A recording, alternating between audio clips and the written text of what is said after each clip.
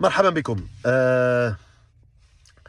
طبيعة الحال جميعنا كنا نتمنى الاحتفال بالنقاط الثلاث، الخروج بانتصار مهم للغاية، لكن قدر الله ما شاء فعل.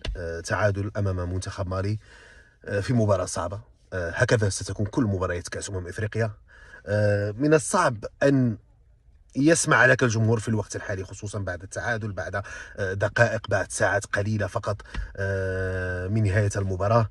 لكن صراحة، بكل صراحة، وأقولها بكل صدق، في الوقت الحالي، في هذا اليوم، في هذه اللحظة، الطريق الواحد هو الدعم. هو الدعم. هو الدعم. هو مساندة المنتخب المغربي. بعد البطولة قد يكون هناك تقييم، قد يكون هناك حديث، إن شاء الله ستكون هناك فرحة بإذن الله، هذا ما نتمناه.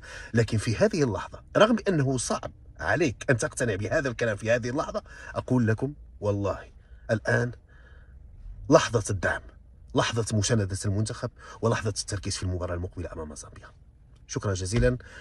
كثر الله خيركم على الاستقبال الجميل في هذه المدينة الرائعة، هي عاصمتنا الرباط. وكثر الله خيركم ألف مرة كل واحد. بارك الله فيكم.